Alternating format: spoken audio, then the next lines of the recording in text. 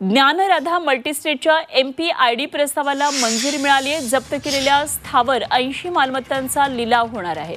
राज्यातल्या ठेवीदारांचे पैसे परत मिळण्याचा मार्ग मोकळा झालाय।